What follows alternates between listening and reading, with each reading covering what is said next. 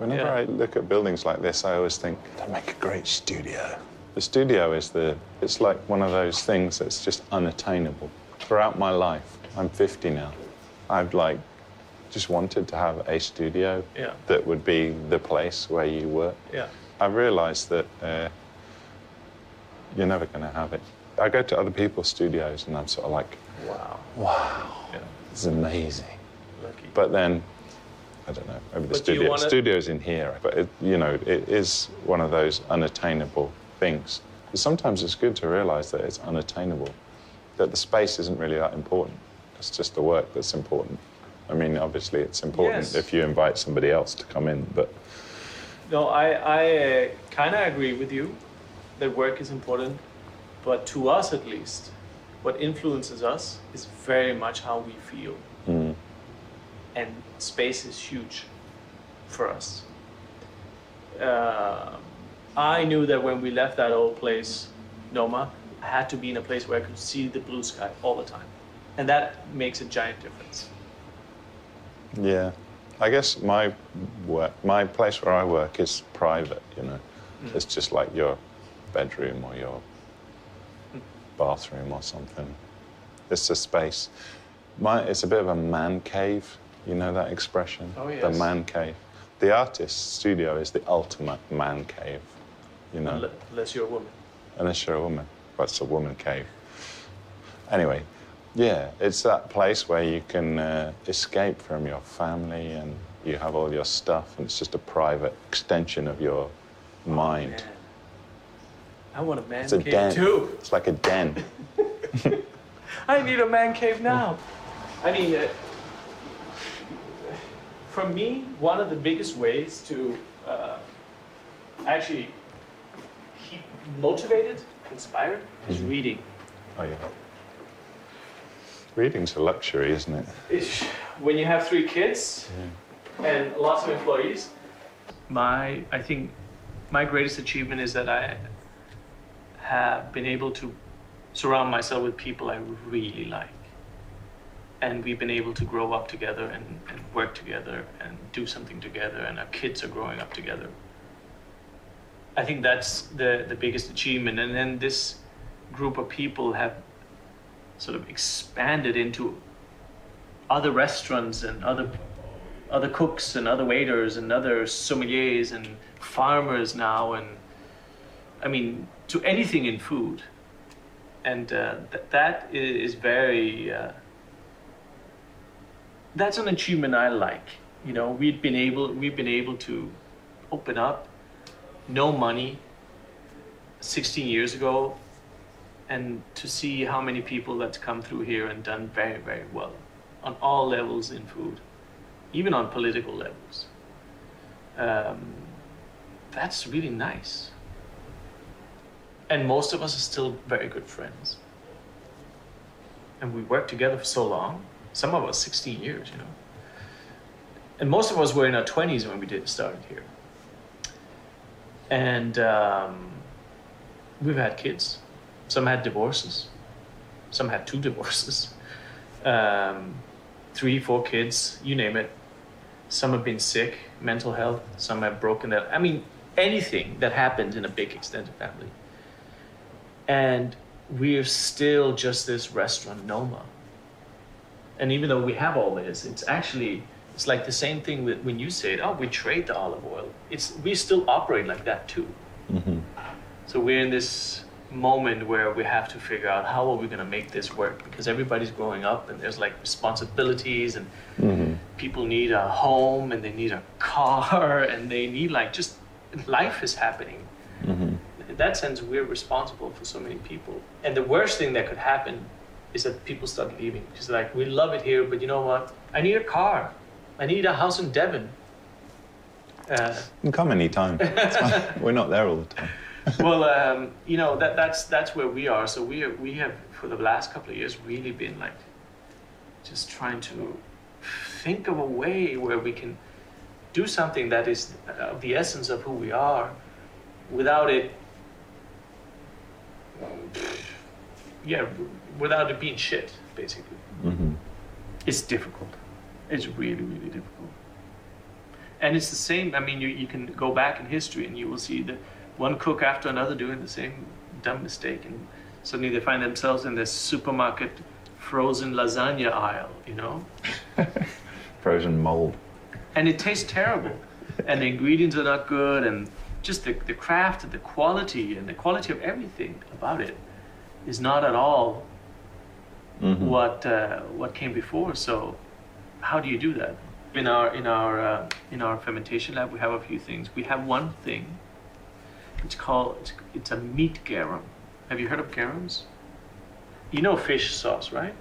Asian fish sauces were invented in the Roman Empire as a way of preserving meat. They salted the meats, and then they let it ferment in the summer sun. And from that came this incredibly potent liquid where 2, 3, 4, 5 drops of it can flavor an entire stew or soup. And so for the past 10 years, we've been experimenting with garums.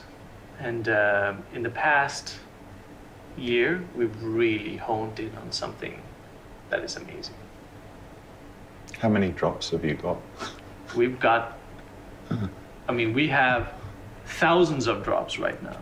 We're producing it in a very small way. I mean, it's not like we have a factory. It's just one room here in the fermentation, but we have some of these drops now. And what we also found out is that bee larvae, garum, is amazing. It tastes like honey.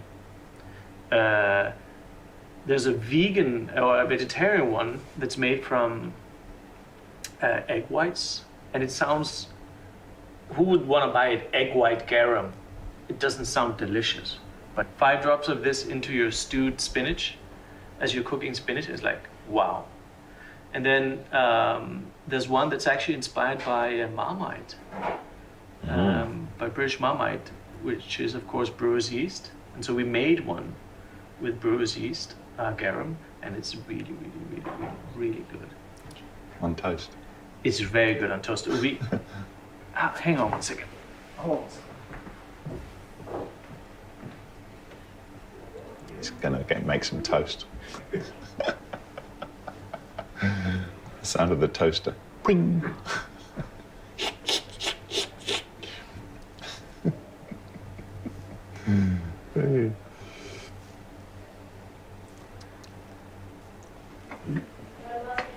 Okay, I'll see if we have some of our homemade Marmite. Not the garum, the Marmite. So when we first started this lab, and it is to be considered a lab, we had a PhD in flavor chemistry that worked with us for 4 years. And so she knew the science of things. Right. And then we'd send it off to the university. I mean, honestly, if things are very bad, you're not in doubt. It's like smelling rotten fish. You know, like what is fresh fish, what is rotten in the bad way fish. You can actually smell that. Let's go in the room afterwards and smell some of the ferments. Come smell my Marmite. Yeah. I mean, it's amazing. Fermentation is simply incredible. Yeah, I never really knew about anything about fermentation until I went to Seoul. You know, had the of kimchi. Course, and they're masters of it. Yeah. But so did Scandinavia used to be, and also the British Isles. I think everywhere has that culture of, no pun intended, of fermented stuff, you know. Yeah. Having studied this fermentation quite a bit, everywhere ferments, yes. But in climates, in the areas where there's cold climates in winter, the standards of fermentations typically are amazing, and they're much richer, and there's much more to choose from. Whereas in Mexico, a lot of the ferments are alcoholic drinks. Yeah. Not actually in food, because it's tropical climate. You just pick a fruit when you want to. It comes back 3 months later. It's not like here, where we have one harvest a year. The whole kimchi, you know, where they have those big ceramic pots outside. I remember looking out of a window and going, what are they? That's the kimchi. You know, I'm like, really? And everybody has a kimchi fridge as well. They have one refrigerator for everything and one refrigerator just for the kimchi. In Denmark, the #1 ferment, I will say it's in every single Danish home, is rye bread. everybody has a rye bread or bread container as well. Danes are built on fermented grains, the grain of rye. The problem is that we haven't made this grain of rye into very many beautiful things. Like if you consider the grain of rice, I mean, it's just imagine the rice products or the rice dishes in China, in Japan, in Korea, anywhere. And it makes us here in Denmark, I mean, we have our our rye bread, rye porridge, øllebrød. We brewed beer from it. I mean, there's like 7 things that we made from this kernel. I like the fact that you roll the dice a little bit with the fermented stuff. In Korea, you know, you go there and you go to, and sometimes you're like, that's horrible. But it's nice that, you know, there's some things, but then there's the other thing that's sort of next to it on the plate, and it's delicious. It's sort of fantastic. And I like the way that it can kind of really go either way. Yeah, but these things about what, so, I mean, the question is, what is quality? It doesn't kill you. For you, you're like, I can't eat this. Yeah, but and then to others, it might be the most delicious things in the world. The first bite is with the eye, as they say, and the second bite is with your nose. And then there's also another bite which is in your brain, where you make some association about the food that you're eating, and you make the wrong association and it becomes inedible. Yeah. And you make the right association and it becomes fantastic. So those things are really interesting and very much about what you do, I guess. Whether, you know, planting ideas about food before you eat it, I guess. And the whole presentation of, you know, verbal description of the food before you eat it is such an important thing as well. Oh, yeah. To tell the truth, I don't have that anymore with anything in terms of food. There's nothing that puts me off with food. I used to have it with bugs, like worms and stuff. It grows me completely out. But then I went to places where people eat it as a treat. And I was like, what am I doing? You know, why am I like that? They love it. It's me that's wrong. And then I just started eating these things. Sometimes when you pick them out of something, they're like, you know, like almost like in a cartoon, and they fall up and down, and then you eat them, and they taste amazing. I had an experience. There's a guy in Brighton who has a restaurant that's a zero waste restaurant. Yes, of course. He was an intern here actually many years ago. Yeah, I think I heard that story. Yeah. They're really interesting stuff, and I like it.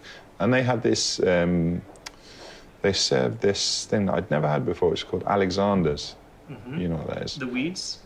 Yeah, it's like a bud type thing. It's sort of somewhere between. It's like a bit like a broccoli with an aniseed taste. Aniseed, almost celery as well. Yeah. Anyway, and they said, they grow all along the south coast of England. And I was like, I've never encountered them before. And then I was out walking the dog and I saw some.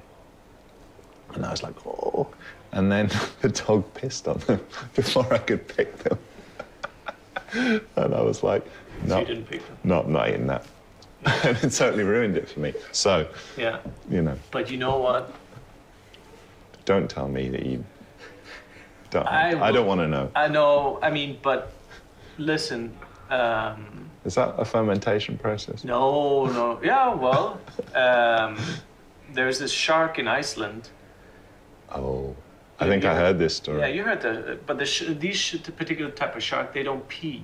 They just let go of the urine on the inside. That's why it smells so incredibly bad. But if you are working with an organic farm, you get your fresh produce from that or whatever. Do you think there's ever rats in that field? Do you think there's ever mice in that field? It's like what I was saying about the thing in your brain. You know? I mean, this is nature. You can't. But you're better off not knowing that rats have pissed on your food. Maybe the best thing is to just know that is nature. You know, that you have these bugs and these creatures, and and you eat a cabbage from a bio farm and in the height of winter and you boil it, and you are eating worms, many of them. And do you like mushrooms? It's I used to. If you like mushrooms, you're eating you're eating hundreds of worms, probably. Yeah, if you're eating a bucket of wild mushrooms. I know, but there's a proportion of worms and dirt and shit that you're supposed to eat. I think, and if you get too much, need to go back so that people understand that that is just. You don't eat all of the dirt in one go, Yeah, okay, you ease into it. It's true, but a little bit of dirt. But in terms of food and our respect towards food, because I do think that even though we talk about it here and there's a lot of conversations about food, I do think that it is at an all-time low, the way that we appreciate food, the way that we understand what food is, where it comes from. The best example is, we throw away 50% of all food. Mm-hmm. And don't you only throw away things you don't value? Mm-hmm. And for that to change, I think we need to know on a macro level, oh, I'm eating a worm. I understand actually what goes into all of this stuff that we eat. And then we start taking care of it in a different way. I like to have that be a part of our work here at the restaurant. I think in many ways there's so much, the talk about food is incredible. Everybody's into it, it seems, but yet the value for it is almost nothing. I mean, you eat and then you don't like it, throw it away. Or what I loved about that guy's restaurant, what's his name again? Silo guy. The Silo, his name is... he was there, I met him, and it's really interesting. Yeah. What I loved about that, experience of eating was just the idea that it's a zero waste restaurant and that everything is recycled, nothing is wasted. And for me, it really enhanced my experience of eating it. So it was so much about ideas, I guess, as well. Mm-hmm. And obviously, the dogs hadn't pissed on the Alexanders, as far as I know, but they probably had, Or, yeah. All sorts of stuff. But that idea was really, was a really important one. And it really made me enjoy the food for some reason. Well, of course it does. Yeah. That restaurant points to the future. Yeah, and it was great as well. Yeah. It was really good. I mean, I do think that is the future. That is the future in the world of food. Mm-hmm. You don't have to worry about those things in art.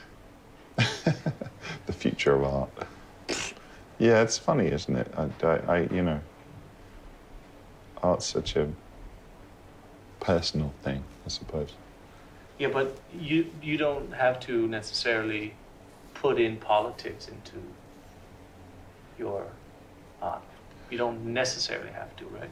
I don't know. I think everything appears in it after a certain point. Every emotion that you have becomes very apparent.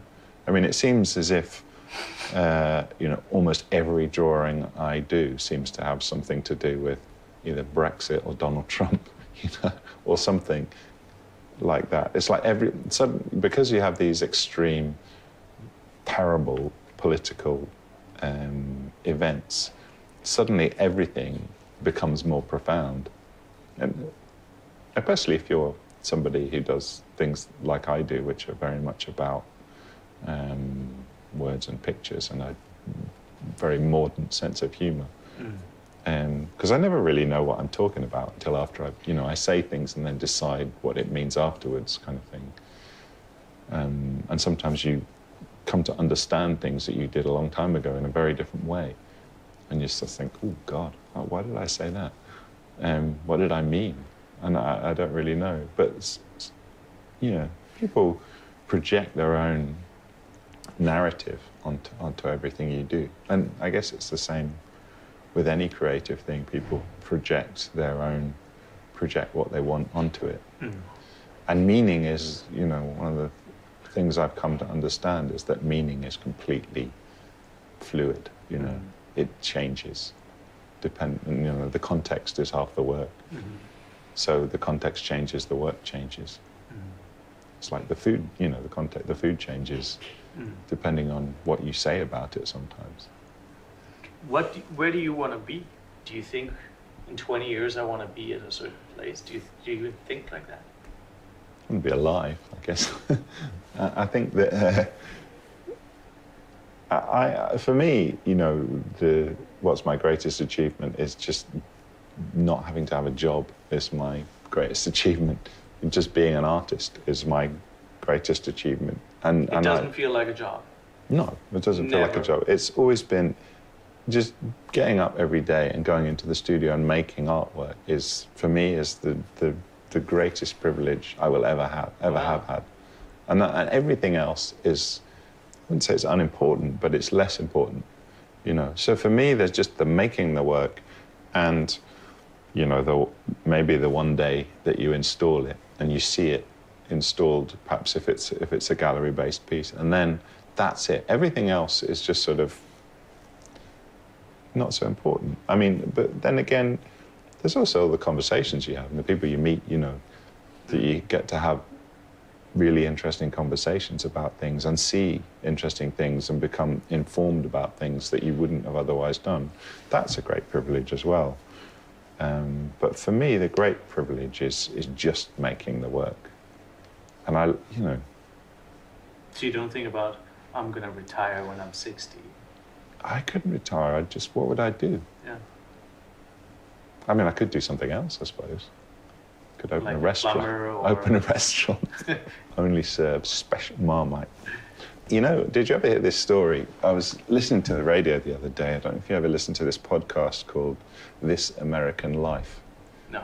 It's really interesting. It's been going for years. But they had this story about this phenomenon which started in San Francisco, which was about toast. And it was like a toast bar, a toast restaurant, and they became a real hipster thing. Yeah. And they sort of traced the genus of it back to this one place in that sort of northwest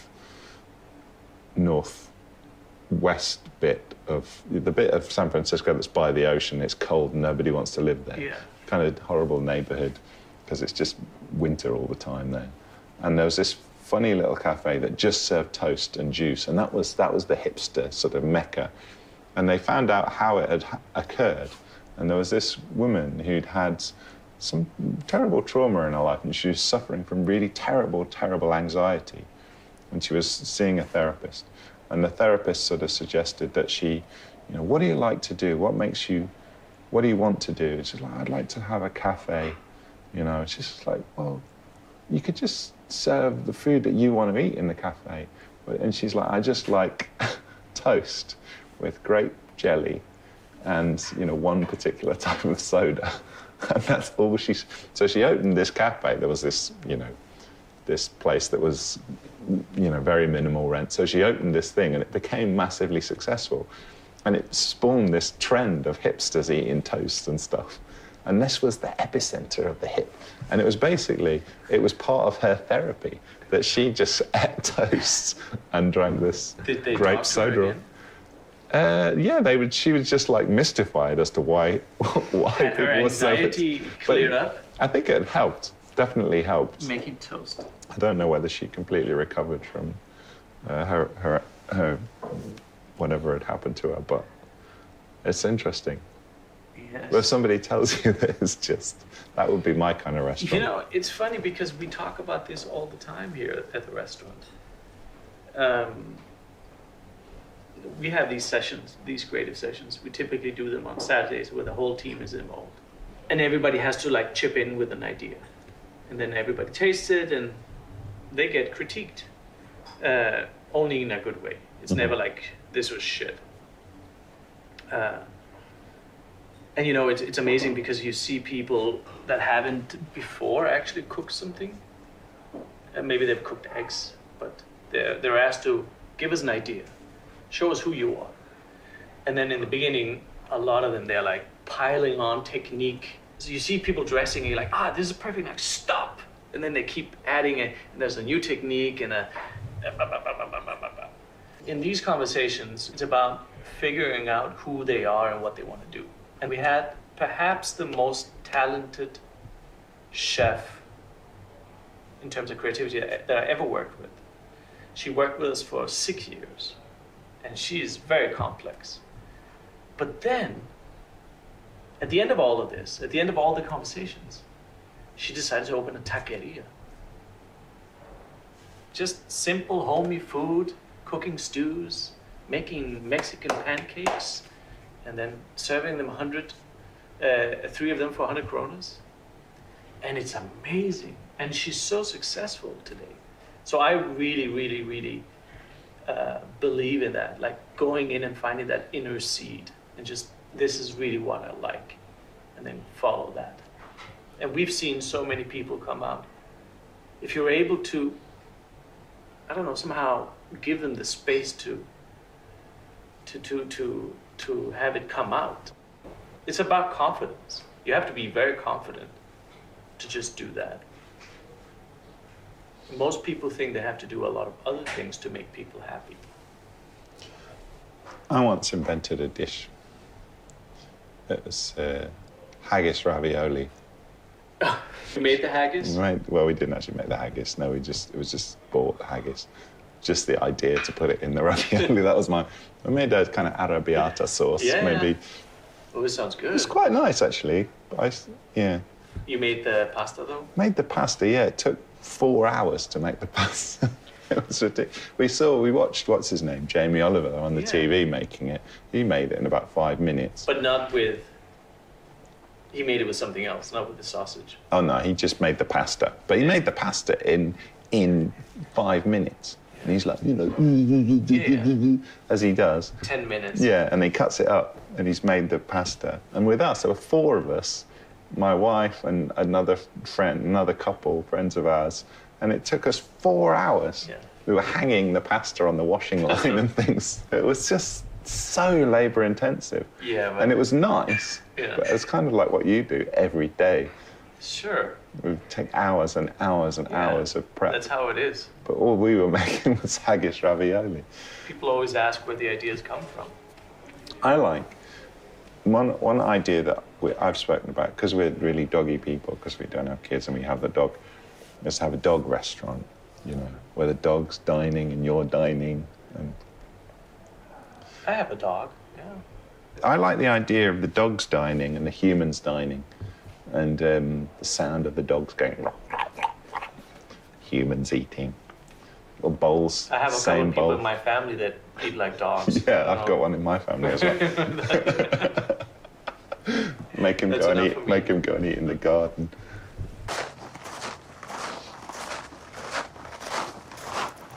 I know, while we've been talking, I've also been thinking about the man cave.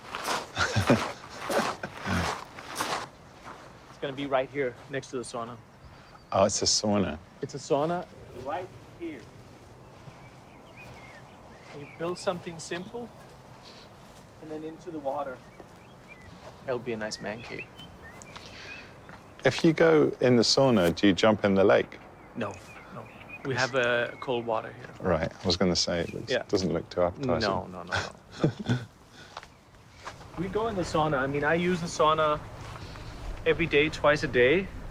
Actually, just to sit, I meditate twice a day in here. We have quite a large part of the managers that do the same. And then in the wintertime, probably once a week, it's lit up as a sauna. I like saunas. It's amazing. I didn't used to really get the sauna, and then I went to Finland and had one, where you jump in the sea afterwards. And I was like, wow, now I get it.